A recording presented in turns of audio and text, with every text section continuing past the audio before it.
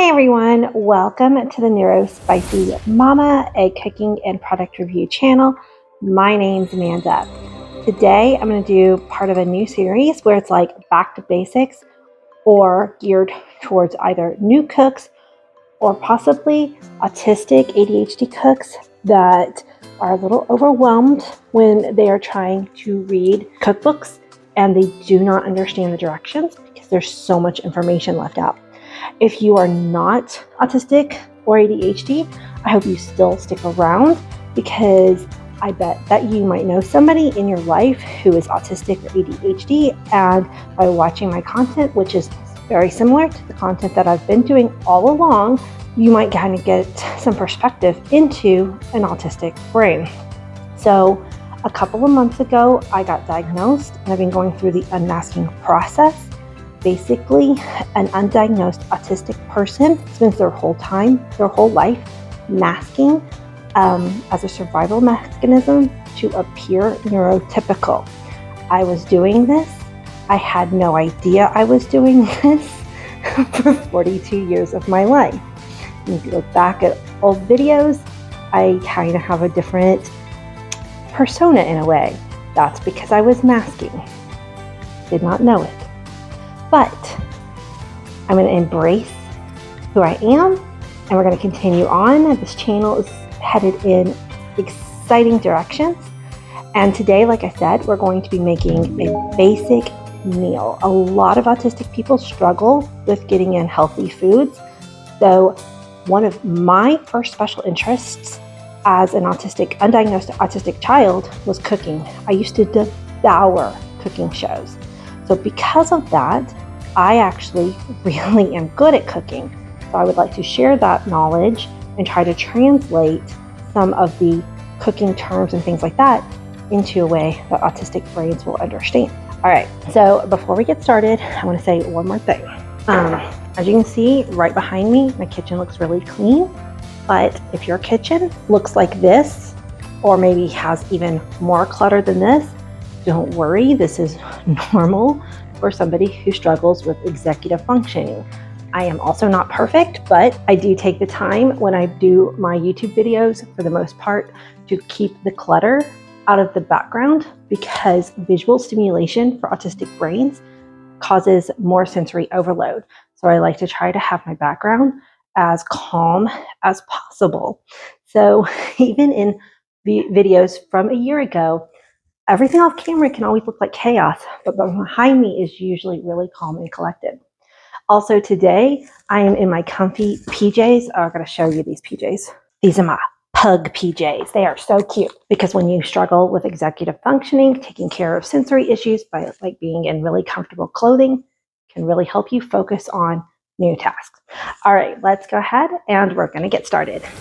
Okay, today's menu is going to be chicken, white rice, and roasted broccoli. I will be talking about different substitutions that we can do along the way.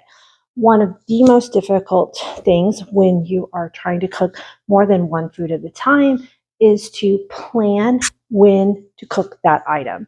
So if it's in your budget and you have access to a rice cooker, which I've never used, but I've heard they're really easy to use and great, or my preference is a small 3-quart Instapot. If you've got a family of say like 4, I have both the 3 and the 6-quart. I use my 3-quart Instapot all the time. But today I'm going to do stovetop because this is much more accessible to most people because not everybody has an Instapot. That being said, white rice is actually a lot trickier than you think. So mine probably won't come out perfect and yours might not either, but that's okay. All right, so the first thing that we're going to do is you're going to get a pot that is larger than what you think you need because the rice will expand quite a bit. I'm going to start with 2 cups of raw rice, and that's going to actually give me leftovers. I like cooking for leftovers because leftover rice in the refrigerator makes excellent fried rice with minimal effort the next day for lunch. All right, we're going to come in here and visit my pantry. I cook rice so much that I've got this giant rice bin, which I really need to fill up.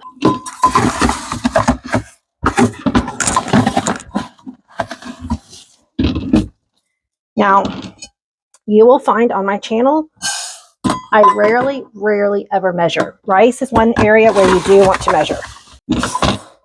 So I got 2 cups of rice. I grabbed a big pat of butter. Again, I'm not measuring. I'll probably add more butter at the end. And then for 2 cups of rice, I'm going to use 4 cups of water. If you are going to just do 1 cup of rice, then you're going to use 2 cups of water. So if you're just a person who doesn't really like rice, you could make couscous, or you could make a butter egg noodle pasta as a side dish tonight. I'm going to add, again, I'm not going to measure, but a couple of teaspoons of salt, maybe a teaspoon and a half really. And then we're going to go put this on the stove. Okay, I'm going to give my rice just a quick stir to make sure that all the grains are covered by the water. And then I'm going to turn it on high. We're going to keep an eye out for it, because as soon as it starts to boil, we're going to cover it and turn it to low. Okay, I pulled out some more ingredients. Let's see if we can clear the screen a little bit. Okay, this is extremely, again, customizable, but this is a really good go-to rub slash marinade that you're just going to get some good chicken breast to do this. And it's mild enough that with using, if you make extra, you can turn the chicken into so many other things. And I'll talk about that too. So in a fairly decent size bowl, I'm going to take some garlic powder. These are little spoonfuls. Same with onion powder. So not onion salt or garlic salt, because I like to keep my salt separate. And then I've got some paprika. I'm going to use less of it. If you're a sensory seeker and you like really spicy food, you could use some chili powder here instead. If you like extremely bland food, you can leave out the paprika even. You could just stick with salt. You could stick with salt and pepper. So I'm going to add some salt and just a little bit of pepper.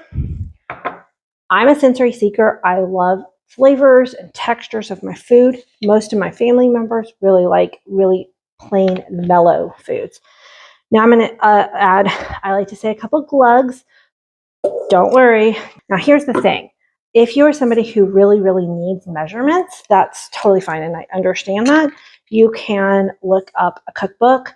I really enjoy Betty Crocker, but the cookbook might give you some measurements, but it's not going to show you step by step the procedures. And so that's what I'm helping you with today. My brain literally just cannot handle measurements. My ADHD side is like, that's too much work. And so that's, so I poured in about 1/8 of a cup of red wine vinegar. You could also use apple cider vinegar. You could use white wine vinegar. You could use lemon juice. Okay, I'm going to stir this up, and you have like this just kind of loose slurry in the bottom of our bowl here. All right, I'm going to clean up this, check to make sure our rice isn't boiling, and then I'll be right back. Okay, my rice is boiling, so I'm going to turn it to low. I'm going to give it one more stir. I'm going to put a lid on it and set a timer for 15 minutes. Okay, a lot of autistic people really have sensory issues with touching raw meat. And if you do, that's totally fine. They sell these cooking gloves. You can buy latex or non-latex. And so go ahead and use a glove if the texture of the meat bothers you.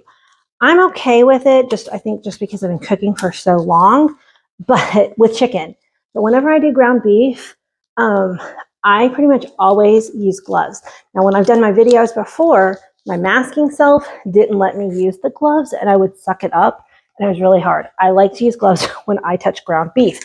The texture of ground beef when it's raw, or ground chicken, any kind of ground meat, but chicken breasts don't bother me. Now, here's the thing. Once you put your gloves on and you start touching the chicken, you want to do everything that involves the chicken, because it's harder to wash your hands with the gloves. Okay, my rice is boiling over. I don't know if you can see. So I'm going to kind of push it off the burner a little bit so that it's barely on there. My burner doesn't go very low. Usually I will push it back to my back burner because that one goes the lowest.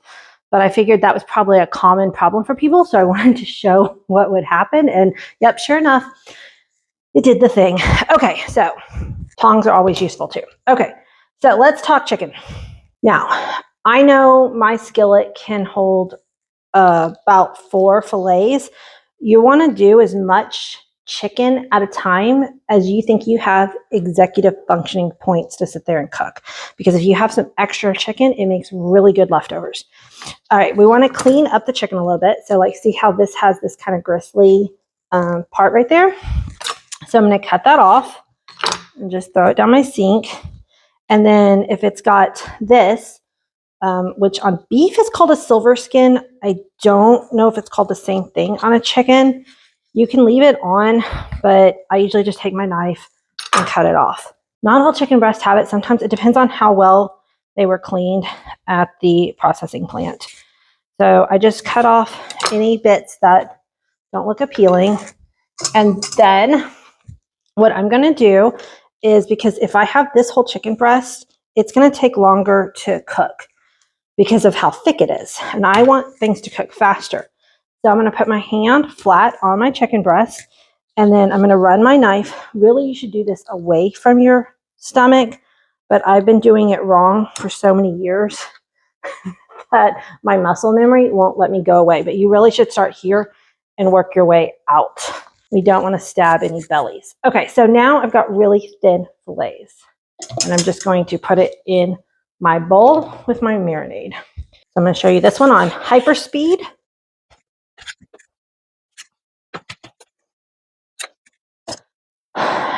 And this is about the portion that each one of my family members likes to have in one meal. We don't like to heat a whole entire chicken breast. Now, if I knew I had more executive cooking points, like executive functioning points, I'd probably do 2 more. But my skillet, pretty much, those are pretty big. I can fit 4 in at once.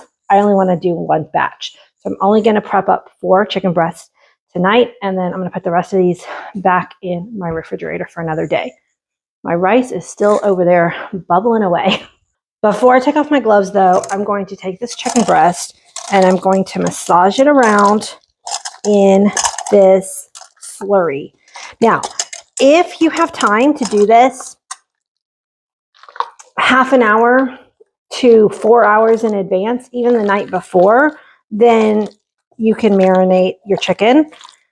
But if you have time to do this just a couple minutes before you cook it, which is what we're going to do tonight, then that's still really good. Okay, now I'm going to take off my gloves and we'll get to cooking this chicken. Okay, so I oftentimes like to cook my chicken in a big cast iron skillet when I'm doing it inside. But again, I think it's more accessible that people might have a stainless steel pot.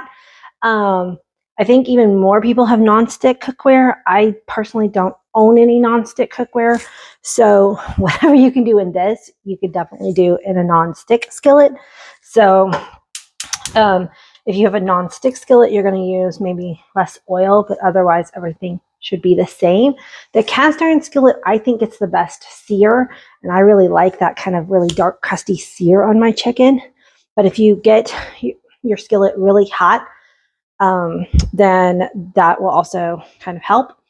So I'm preheating my skillet right now, and that's actually going to take a couple seconds. So I'm going to grab some broccoli out of the refrigerator. This is still getting hot. I've got some broccoli and a cookie sheet, which we're going to use in a minute. I want to go ahead and preheat my oven. So make sure you check that you haven't stored any dishes inside. Mine is empty. So I'm going to set it to, I have a convection roast section, but just if you don't, just bake is fine. And we're going to go pretty high at 425. All right, so I'm going to put in some oil. It should shimmer up right away. And then we're going to drop our chicken in with some tongs, and we're going to lay it in and away from us so that we don't splatter any of the grease. You want to make sure you hear that nice sizzly sound. That means that your skillet was nice and hot, and we'll be able to get some of that coloring that I like. Now, you don't want to overcrowd your skillet, but I'm going to, because I'm going to get all 4 of these in here. And like I said, these are pretty big chicken breasts.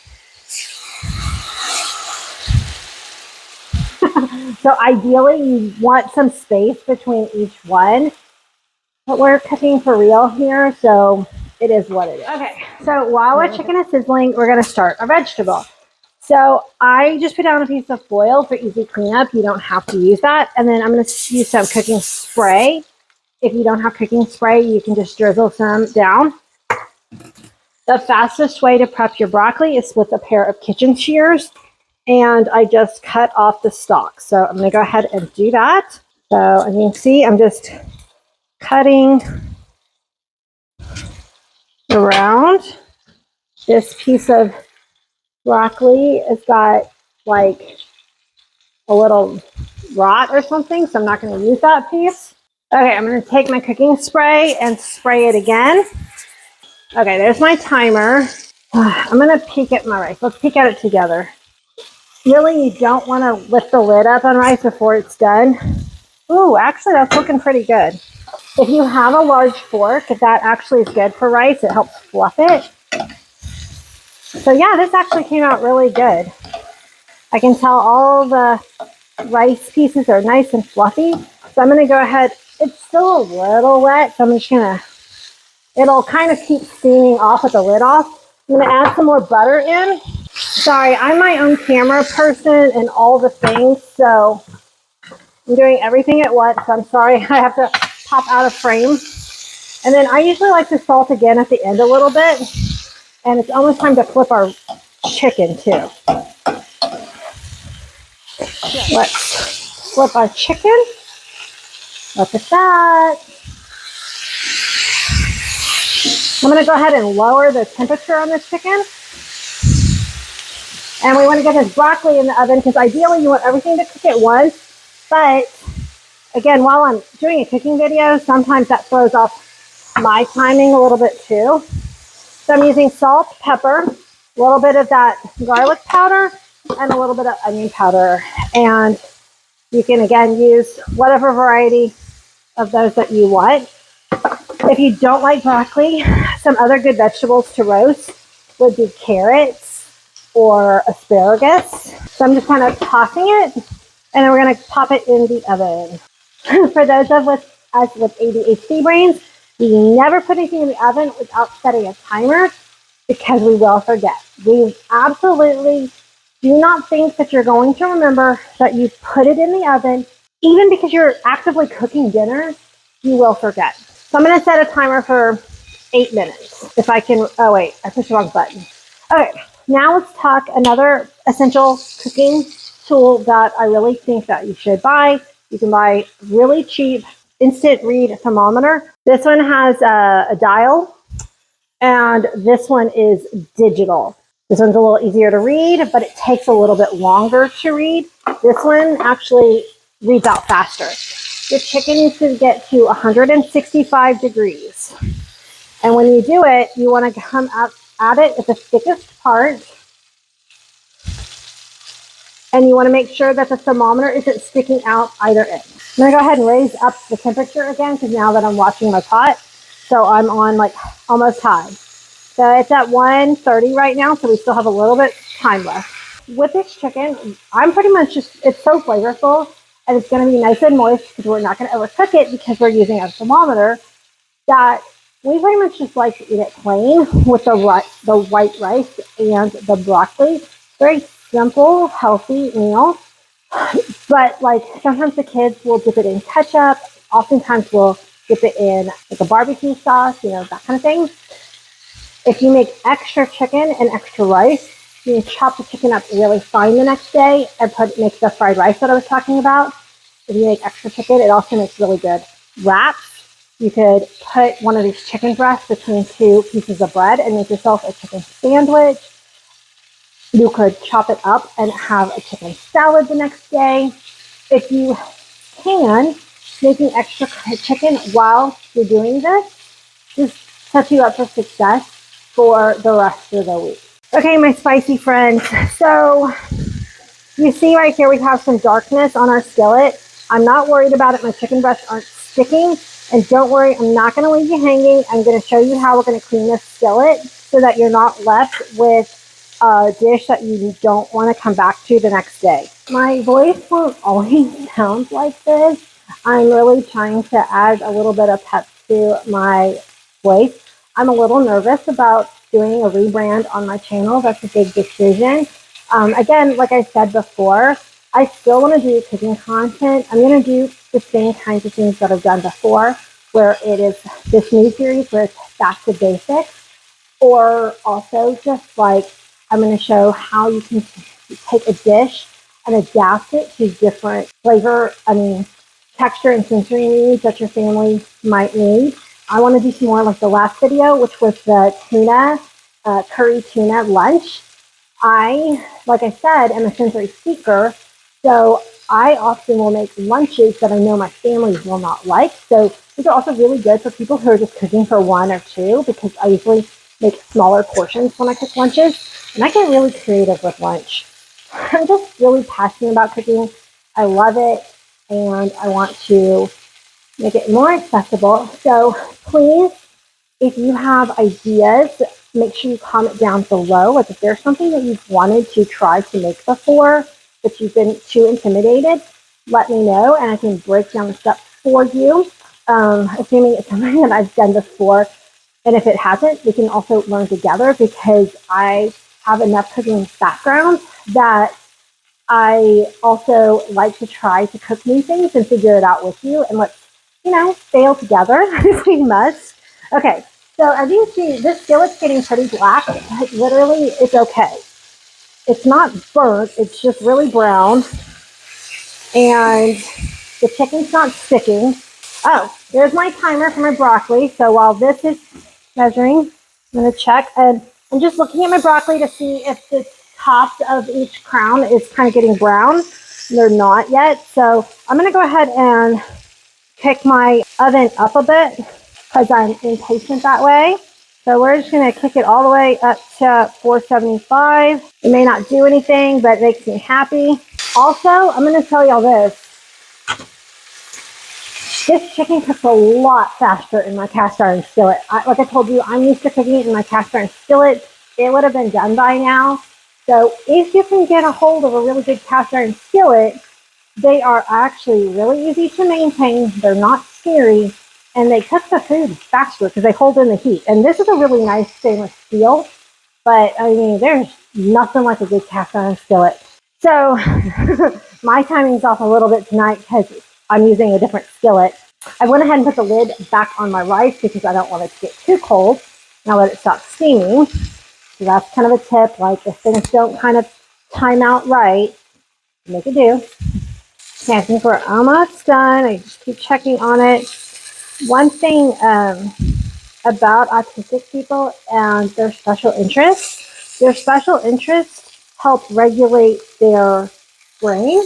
So when an autistic person has trouble doing something like taking a shower or cooking or things like that, but they all of a sudden can do like some insane art project, that's because that's what their brain is wanting to focus on. And just because you can see them do one thing doesn't mean that on that day they can do something else. One thing that I really want people to learn about autistic people. Now, this is my special interest. So I've had a couple of hard days recently where I'm struggling with my executive functioning. But I knew like filming this video today would light me up. As you can tell, I'm a little bit more animated already than I was at the beginning of the video, because doing this really makes me so excited. So I'm just really happy to be able to do that. Okay, now this chicken should be done. If anything, you want the broccoli to be the last thing ready if possible, because it will cool down the fastest. But this chicken is driving me crazy because, like I said, with my cast iron skillet, it would have been done already. Okay, this little piece has been done. I should have pulled him off. We don't want to, like I said, we don't want to overcook them. I just got one piece that was a little bit thicker than the other one. Okay, broccoli's looking good. I'm going to go ahead and turn off the oven, but it can just sit in there for a minute. Okay, yeah, this one's done now. Okay, like I said, guys, I'm not going to leave you hanging, because if I left you with this skillet, y'all would be angry at me. What you're going to do is turn it back up to high.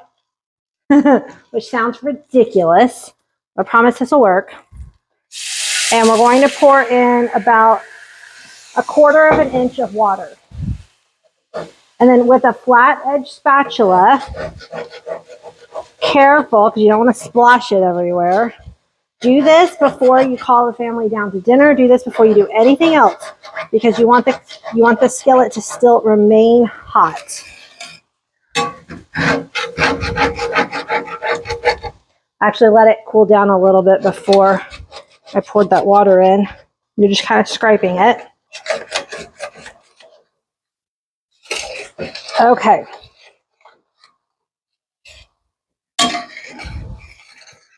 Now I'm going to take this over to my sink and pour it out straight down the drain.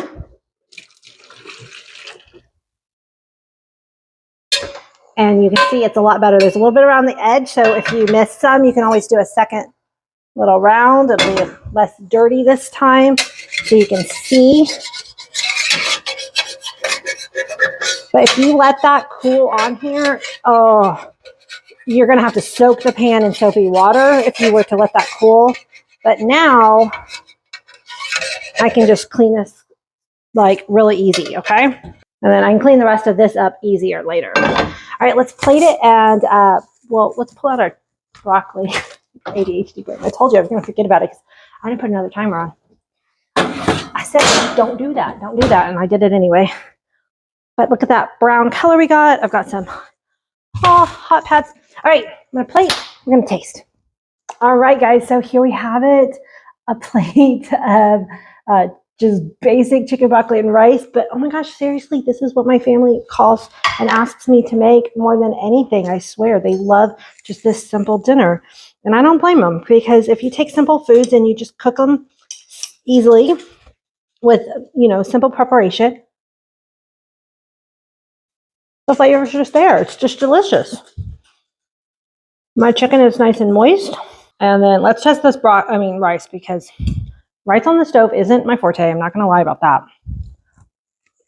Perfect. Oh my God, it's so good. White rice is actually really good. I mean, because it just tastes like butter. All right, let's do some broccoli.